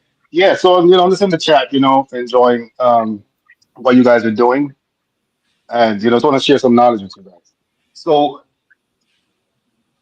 there's a feedback. How do I stop that? Do you have your computer on to the show? Because you want to disconnect from the live feed and just stay. Okay, perfect. Good. Yes. Okay. Yes. I was speaking of the sailing culture because I've done a lot of studies on. I'm from Jamaica. Well, tell us I've done a lot about yourself. We see you in the chat all the time. Tell us who you are. So I'm from Jamaica. I've been pretty good. I'm good. So I love history, and I just say the last 5 years I started looking into it, and what I've found is like amazing. My background is like science, and so I kind of use different methods to kind of break open this veil. So I just want to share what I found. So what I saw that happen, it was a real war that happened, a real war, and North America was a power, great power. And the power got collapsed like around 1812 was the decline. And I can show you how I determined that using something called Google Ngram. If you can look in, I can show you how I did that. But it was like a war, like a tremendous war from like in the 1600s. right? Because they were trading at first, but then they start attacking, the entire Americas. They start attacking in Brazil, done a lot of work in Brazil, in the islands, but North America was the last kind of power to collapse, you know? And that was like around 1812. So this is why I brought up Richard, because those guys were fighting. There was a real war, you see? So what happened now? Like after every war, there is like a re-education. So for example, in World War II, after the war with the Nazis, there's something called denazification. That's basically re-education. Same thing that happened with Iraq. The Ba'athist Party in Iraq after the war, they call de-Baathification. Same thing in Japan. So what's happening to Black America is pretty normal. When you lose a war, they're going to re-educate you into total different paradigm, which is wrong.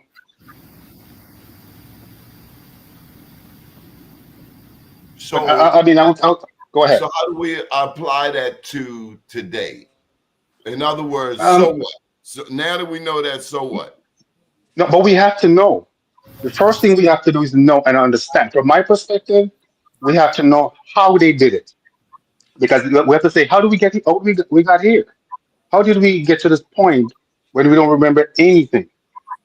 That's not magic. That's tactics. They use certain tactics, and once you can recognize the tactics that they're using, it won't work anymore. Because once we see what they're doing, they can't do it. You know. Right. Yeah, it's like someone like playing hide and seek, and you're saying, "Hey, I see where you're hiding," and you just get out. What happened is it take us 15 years or 100 years to figure out what they did, and that's too late. We have to be able to predict the next move and intercept it before it happens. We can't like our kids 50 years from now figuring out what they did 50 years ago. So We Craig, keep reacting. what do you think of this show? This show is amazing. It's awesome. I love it. Um, I mean, I don't mind joining sometimes. I really don't want to be on the camera. But what I can tell you is what I've discovered coming from Jamaica. Most of the people in the Americas are related. The people in the islands, the people especially in the South of the Americas, language-wise, culture-wise. I wish we could like get more into that stuff. I'm not telling you what to do, but more into the shared culture, because what they will never tell you is that we have a lot of shared cultures with the islands and the other parts in America. They try to tell us about Very true. Africa this, Africa that, which I've looked into it and I haven't found much that was shared with especially West Africa. Um, so I think that's a good angle to get into it. For example, in the South, the ginger beer is very, very popular, what it used to be amongst Black Americans. In Jamaica, it's a very popular drink. It was once very popular. There's a lot of culture we have together. Barbecue in the South, Jamaica, we call it jerk. But barbecue, that's American Indian, right? Hominy, that's basically corn. Corn in Jamaica, if you Google hominy right now, Jamaica is the first thing will pop up. We still do it. So a lot of these native foods and culture is still around. But what they do is that they reframe it so we don't notice it. Think of it this way. Say you have, I'm using a bad example. Say you have drugs in the car, right? Like a powder. I've never seen it before, but a powder substance. And a cop pull you over, and you can't get rid of it right away. So you reframe it and say, hey, this is not this is powder. I need it for something else. You reframe it. Um, Meanwhile, you get to hide it. Right? You reframe it, distract, and then you get rid of the evidence. So what they're doing, we have so much culture and richness, and all the evidence is in front of us, but they reframe it so we don't look at it, and we're not thinking about it that way. If that makes any sense. Oh, you make a lot of Make a lot of sense. See, so that's why, for example, English is native to the Americas. English is indigenous to the Americas. Now, I said that my background is in science, so I'm not reading books to tell you that. I'm using scientific methods and probability to determine that, Okay. right? So when you think about it, Jamaica, we speak. the patois, but patois is basically English, right? But Right. patois is not standard English. Um, the best way to explain it, say you have weights and measurements, right? A pound. Um, we started out not standardized. So a pound in New York could be a pound and a quarter in New Jersey, could be a pound and an eighth in Florida.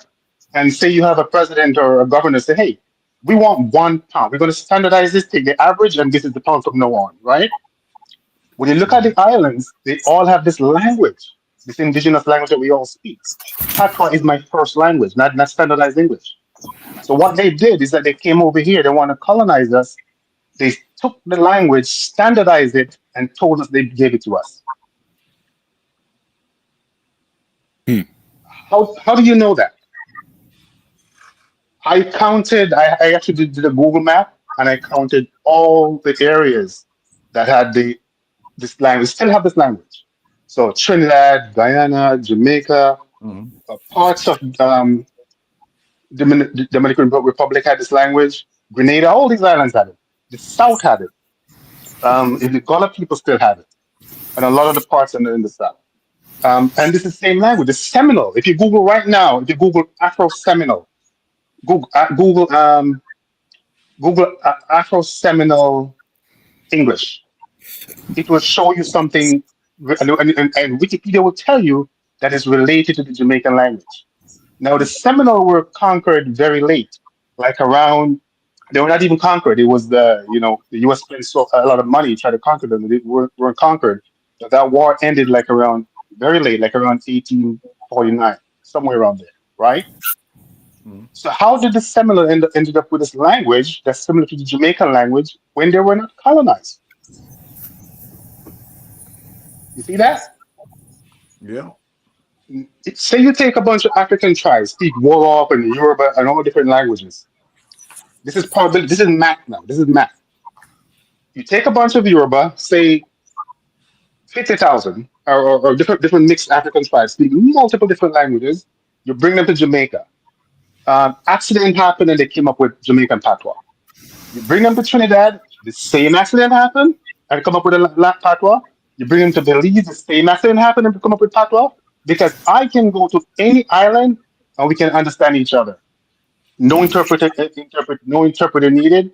The language is, a matter of fact, it's the largest zone in the world with a mutually intelligible language, meaning that we can all understand each other without much difficulty, So right? So you go to Belize, to answer go your ahead. question, Craig, it says Afro Seminole Creole is an English-based Creole language that emerged from the Gullah Geechee dialect spoken by the Black Seminoles, a community of formerly enslaved people and their descendants. It is a subdialect of Gullah that developed in Florida and is now spoken in areas of Oklahoma, Texas, and Mexico. The language is named Afro Seminole because it was spoken by people allied with the Seminole Nation in Florida.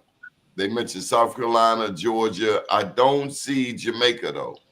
No, if you go to Wikipedia, it shows you the family of languages. Let me change that. It says similar Go to to Wikipedia. similar. No, this is Wikipedia. Similar to well, actually, well, let's give you the Wikipedia since you. Click on the link. Click on the link and scroll down. It will show you where the languages are related. It show your family. Maybe there. See, it's still there. Yeah. They show you. There was a video there with a woman speaking it, and she sounds just like Jamaican. I understand what she's saying. Um, okay, look up Samana English. Samana English.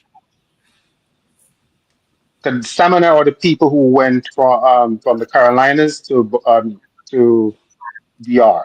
What's the word? So Samana, Samana, Samana English. And you can find some really good documentary on short documentaries on interviews on YouTube of the old Samana people telling you about the American sailing culture that they brought to DR. They spoke about it. Um, you see, so you see how I tell you that is related to the African Nova Scotian English. So the entire like East Coast have this language. from Nova Scotia all the way to Guyana in South America. And your point is the commonalities among us. Yes.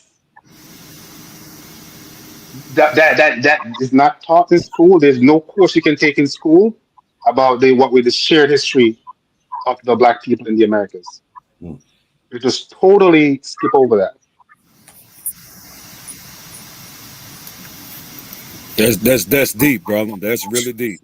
You brought Yeah, it, that's bro. powerful.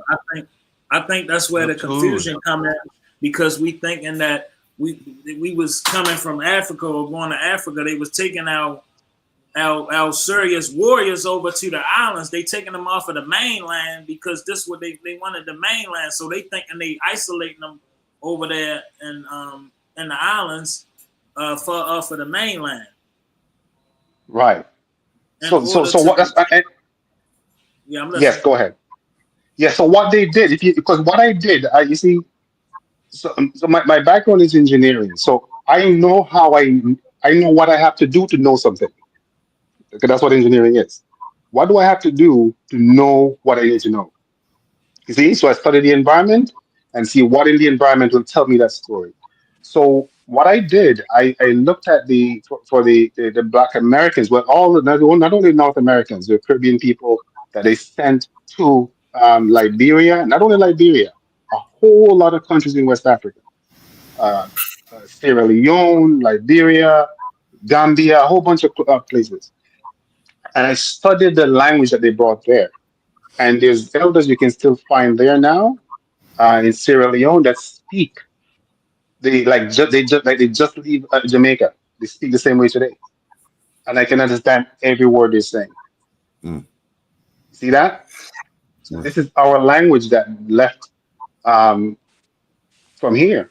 You know, because in linguistics you'll call it a language isolate. You know, say because when they leave Jamaica or North America and they go to Sierra Leone, they're in a new population now, and so they're not getting any new Jamaican input or a new North American input. So that whatever they left with is stuck over there in a frozen state. This only could be affected by the languages around it, like the African languages. See that? Mm-hmm. So these people, when they speak, they're speaking with a language that's left the Americas 200 years ago. You see that? And so that's really good. I actually can fathom that, because we have been under the mindset that we don't really think about language. We don't associate us with the foundation of language when we are absolutely the ones who were the foundation of language. And even if you're talking about Europe, we know the first Europeans were melanated. Right. Which I can get into also. But because I was never in this space. But when I started discovering these things, that's when I discovered a language at first. That's when I started looking and said, who else knows this? And that's when I discovered podcast, because he made a statement. He said that English is from the Americas. He didn't develop that topic, but he just said that because he said it has to be. Who can prove it wrong? So I've studied the linguists and how they came up with. I have a Jamaican dictionary written in the 1960s. I've studied the linguistics, I mean, and English I can. is a bastard language by definition. So the standard English is not an authentic. It's a manufactured language. It's made up like in a lab. It's not an organic language. Standard English is a standardized. I was talking about the weights and measurements. You standardize something and say, this is the way we're going to spell this word. This is the way we're going to pronounce it. They took the words and standardized. For example, the word governor, we said governor. That was the African American Jamaican word, because they had governors. I spoke about maybe a chat back, 2 chats back, the black governors of New England. If you look them up, there were like 32 of them. There was one I visited on the campus of Yale. There's a governor, Lanson. His name is Lanson. There's a statue of him on the campus of Yale in the back, right? If you visit the cemeteries in New Canaan, Connecticut, I've been there. It shows you where the governors are buried. They're buried in there. At least one or two of them I've seen.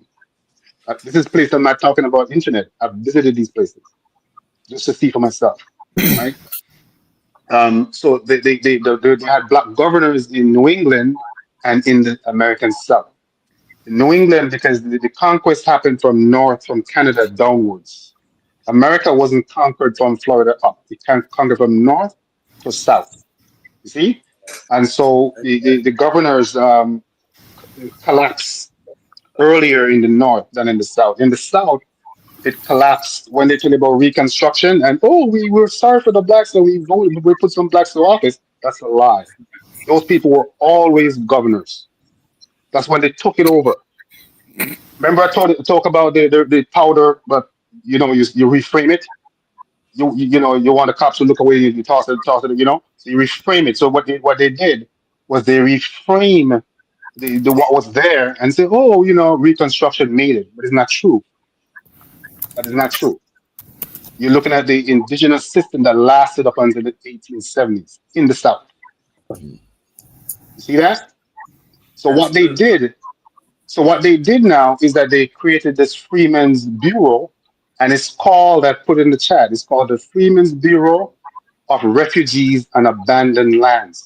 The abandoned lands part is very important because they're going to get you to abandon your land now, and they're going to claim it with a white immigration into the Americas.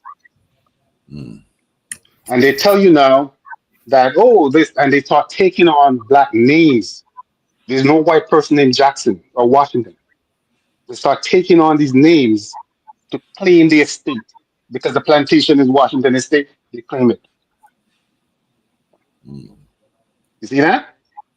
Yeah, no, It's that's yeah, that it makes sense. Like I think, like I say, the misconception of the Africa concept, it leads us to further create the separation from South America to North America to the islands as one. You know what I'm saying? And right. by being able to pinpoint certain war efforts and tribal movements that you can see from being on the lower aspect of the tier, we understanding that the Iroquois and all the colonizers is coming from the north on down, like how you saying, pushing towards that way from the earlier wars in the 1600s that put everybody grouped on the line. That's why the Haitian Revolution, things of that sort, was so strong, because it was a war. All the warriors was over there. Right. I want to Go read ahead. something right here, brother. Yeah. It says that the man, there will be a consciousness reprogramming on this planet in the region originally identified with Atlantis. Yes. Man will receive their central reprogramming in the original land of the Ancient of Days. This is the sacred land of the West, which is the region of the original grids used by the masters. Yes, sir. Return of the Yes. Matriarch. I agree, because for me, and I look at Topcast to one of them guys where you can see he's like getting like a download. It's just not just being smart. It's like a divine inspiration. You know, Yeah. people like that are special, and you just like, for me, I just get information. Well, besides my training, I can just see what they did. It's not very difficult to see it. What they did also, and let me get a little bit into slavery, and this may be controversial, but don't believe most things you hear about slavery. They develop a narrative. So when I want to lie to you, if I want to lie to stick, let's think about the anatomy of propaganda, right? If I want to make an effective propaganda, I have to make it such that it's repeatable. So if I tell you something, and then I tell you something, I whisper in your ear at your job, and you just forget about it because it wasn't memorable. That's not a good That's not a good propaganda. It's not crafted really well. It should be crafted in such a way where you're excited to repeat it. You understand? Yes, sir. And Hey, so, okay. and Hey, listen, brother Craig, we gonna have to cut it short because we running up on the 2 hour mark here. yes, So we appreciate your input, man. It was very helpful, man, in our quest, man, and we welcome you back, man, anytime. Yeah, You see yeah, what sure. I'm saying? Yes, Yeah, we running up on the 2 hour absolutely. mark, so I think that we got a few things. I know I gotta get to moving. So I'm gonna pass it to Mafia, for now, man. But man, we appreciate you, brother, man, and Absolutely. man, we appreciate you, brother. Yeah, because I'm gonna most definitely look into that. And yeah, yes, sir. I'm gonna pass it to Mafia Shakur. Yeah, no, I appreciate that. Like I say, I think it's important that we just see the connection between the lanes. We have a concern of if we disassociate with Africa, then where are our allies? Who do we align with? And we already know who we align with. We already still mixed together as one. It's just the knowledge of knowing who we are that's going to continue the story. I think that for the most part, the ones who we could probably count on the most would be Haiti. Mm. Yeah, he made a good point about the travel between the islands and quote unquote North America. I know that us or people that's in South Carolina got a real close connection to those from the Bahamas because the Bahamas is right there. Bahamas is not far at all. Bahamas is right off the little southeast of little South Carolina. So I agree. Then even with the Jamaicans, I know the Jamaicans got a lot of history over in there in Mexico because they used to go to Mexico and trade food. They got basically the same kind of food ways if you pay attention. But I see where you're coming from. Some things I didn't agree with, but some of the gist of them traveling up north and coming down, I agree with that coast. Because that's the way to get around here is to travel up that coast and up back and Right. forth that coast. So I dig that. No, that's a fact. Yeah. So, did you wanted to chime in on anything, Planet Wells? Well, I think it's a great show, and I love the fact that the brother called in. I like that, communication and going back and forth with Horace and getting it tighter and tighter. Sharing information. Yes, Is sir. is very very important for what we're doing, Yes, and sir. I love it. And brother from Jamaica, I'd like to see it worldwide. Everybody, who's got something to contribute, for them to know that this is an open forum for that. Mhm. Yeah. Hmm. Absolutely. Boss, did you want to run the libations for us? Yes, sir, brother. And I want to say, before I run the libations, that verse I just read about Hmm. our reprogramming will come from the region that's associated with Atlantis. Mhm. Yes, sir. The land of the original grids was the sacred land of the West. Man, that's powerful, brother. That's really powerful. Yes, Uh, sir. Absolutely. let me get these libations up. I'm going to give honor to the Prophet Noble Ali, the great Queen Neitha of Chicago's, the most Yes, sir. honorable Empress Radiasi, uh, Yes, sir. Chief Redbird, Chief Warhorse, Dr. Francis Sure. C. Welsing, Dr. Arikana, Sister Shahrazad Ali, Ashada Shakur, Angela Davis, the Honorable Elijah Muhammad, uh, Malcolm Malik El Shabazz, Dr. Khalid Abdul Muhammad, Dr. Delbert Blair, the Honorable Dr. Claude Anderson, and the Honorable Taj Tariq Bey, and Dr. G, Mama T, Sister Vicky Diller, Sister Myra, Dr. Joy DeGroove, Patrice Lumumba, Professor PLO Lumumba, the late great C. Freeman Hill, Dr. Martin Luther King, Jay Guevara, the Honorable Dr. Malachi Z. York, Omali Yashatila, Julius Malema, President Ibrahim Traore, and the newest addition to the list is Barbecue of Haiti, the beloved brother Bobby Hemmett, the Reverend Phil Valentine, Fred Hampton, the Honorable Minister Louis Farrakhan,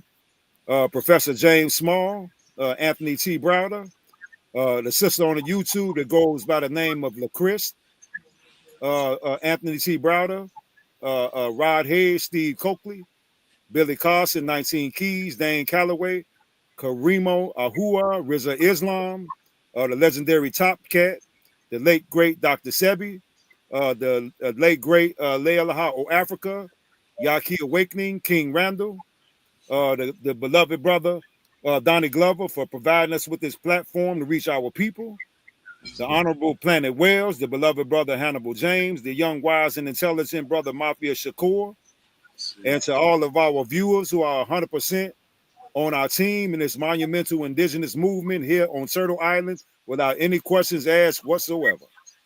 I say. Force leader forth, I say. Appreciate that, my Forward. brothers. Forward. Wow, time flies, man. Yeah, When that was you're having fun, man. Yeah, it's 2 hours. Nice conversation, guys. I loved it. And everybody is welcome, but yeah, we ain't tolerating none of that disrespect. Mafia told me I ain't gotta tolerate none of that. Yeah, None of that. we're not accepting that. Planet, you get the last word, man. Okay. Well, a great show. Great show. Happy birthday, Professor Smalls. Yeah, happy Happy birthday, Professor birthday. Small. Absolutely. For sure. Absolutely. For sure. So this stillness that I refer to, right? It doesn't matter what religion you are. Okay. This is just a natural thing. Okay. Okay. To invite yourself to yourself. Right. This is not spookism or nothing like that. Okay. It just behooves you because we understand that this artificial frequency wants to take you away from yourself. I think we all can agree to that. So there was a question about belief in God and this, that, and the other. To me, that's the given in the equation. Okay. So, but it's a given that leads to a question, which is how can you become closer to that source? All right. So by being still, you invite that answer to come to you. You don't need anybody. You don't need a reverend. You don't need a pastor. You don't need an imam. Okay. That's the beauty of the source, what it has given to you. Okay. So just for a second, just right now, it only take, just close your eyes and watch your breath.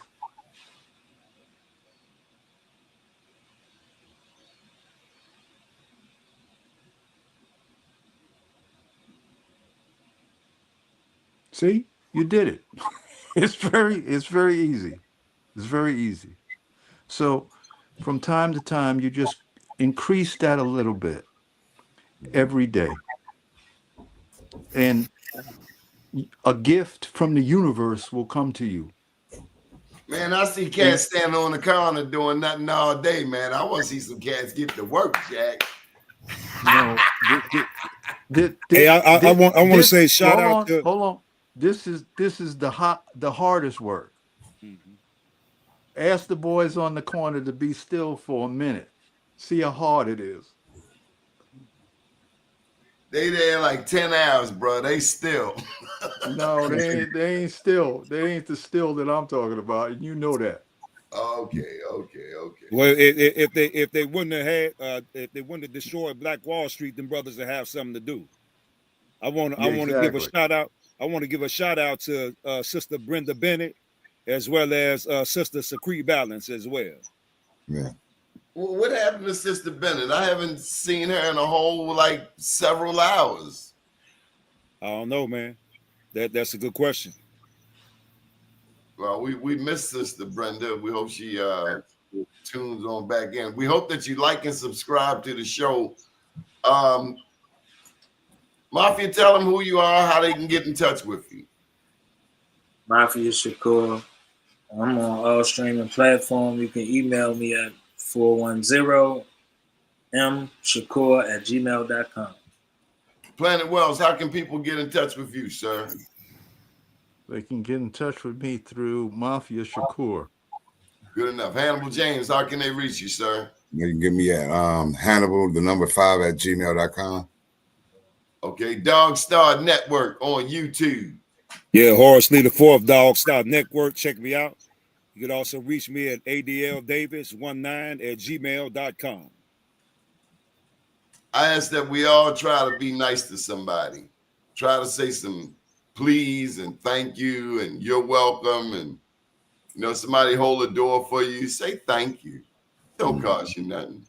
Mafia Shakur, we appreciate your leadership. You getting there. You getting there. We got to put you back in drill camp. You got to run that point, man. Yes, sir. He's doing it. They were talking about you in the chat. Like, come on, Craig. Oh, yeah. I know. Chop, chop. I got it. But we appreciate, man. Shout out to the people in the chat, too. Yvette Pierre, Jason gave us a lot of love tonight. What's up, Jason Wright? Yes, Yeah. Jason Jackson Wright, yes. He gave me a new way of looking at the word religion, read legion. D. Rickman giving us love all evening. Dope. Can y'all tell me who Professor Smalls is? I don't know. Professor James Smalls. James Smalls. Yeah. Mm-hmm. He one of the early scholars as far as in Kemet and understanding what the Ankh symbol was before the cross and the history of that. And He took over Malcolm X, his organization. I don't know about you. Did y'all learn anything new tonight? Absolutely. Always. Always. I learned how to watch my breath. Absolutely. Lord Absolutely. Ed, Devil Doc, got some Baltimore cats in the house too. Got your homeboys up here. Be blessed. Thank you for the love. We appreciate it. We ain't for no. They said don't let the North Avenue come out of you. Huh? Where's the other sister that Mama or Ma something? Divine Rights, they gave us love all night. Oh yeah, Divine Rights, yeah, for sure. Appreciate the love. Absolutely. Good deal. Gentlemen, we're getting out of here. We'll be back Thursday night at 8 o'clock. Thank you for your patience. We start on Tuesday nights because I'm in class. And Mafia be running. Yeah, I was running behind today. Got me jumping out of class. I gotta go and apologize. Shella Lump, thank you. Man, Shella Lump, listen, thank you for the support. The advertisers below, but every, we appreciate everything. Thank you, Shella Lump. Absolutely. I wish I knew your real name, but thank you, Shella Lump. Thank you for the love. Thank you. Yvette Pierre, again, Mississippians, for sure. Got that For sure. Ibrahim Traore up there, Burkina Faso. Let me plug my book. We got some business events going on, but that's my latest book, Black Blueprint, available on Barnes & Noble and Amazon. Baltimore to Burkina Faso. I know a lot of people may not identify with Ibrahim Traore, but that's him right there. He the baddest cat moving in Africa right now. They tried to kill him about 20 times. And a lot of times the enemy look just like us. That's probably I gotta share this with you. My daddy been gone 20 years. He said, big ups, Professor Bay, thank you. He said the first ones you need to be getting mad at because he believed in the slavery story were those greedy African kings who sold you over here. That was his whole line, because he never let me buy into racism or hatred. Like, if you're gonna start pointing the finger, make sure you know who you pointing the finger at and why. Mm-hmm. I'll give you another story. There's a black funeral director. My daddy was a funeral director. There was another funeral director, Mr. William C. March. And he in Baltimore, he was big time empire, funeral home empire. But he was very fair skinned. Mm-hmm. If you looked at him, you would have thought he was a white man. So they had their little undertakers meeting. I say little. They had their funeral directors board meeting, and Mr. March was there. And I said, Daddy, is he black? And he said he more N-word than you. That's what my daddy said. So we got to be careful how we, you know, our array, we got very, very light and very, very dark and everything in between. And all are welcome. And others are welcome if they come with respect. If you come over here and try to give me a blanket with smallpox in it, We ain't accepting that. good Shout luck with out, that. shout out to Night Crave. Night Crave, yes. Yeah. And you know what, Donnie, before we go, I think Come on with it, big bro. that we're a different class of elders than the elders that preceded us. Inshallah. Inshallah, for sure. Blessings. But we got a beautiful family, and it's all across the country, man. Detroit, Chicago, Baltimore, New York, Hawaii, right here on this show. Yes, So sir. shout out to the people down south. My granddad was from South Carolina on my daddy's side. Orangeburg, South Carolina. Shell, if you put one more plug in for Top Cats, I mean, I think she's doing some marketing for Top Cats because she done mentioned them but a good 200 times. We love legendary Top Cats, Shell. Absolutely. That's our partner. She's trying to tell people to tune in. He's live now. But I appreciate you brothers, man. Thank y'all for giving me space about the Gullah teachings. He talked about it the last time on the show a bit. Yeah. Good stuff. Absolutely. Peace and love, everybody. Good night. Good. Peace, brothers. Hannibal. Yes, sir. So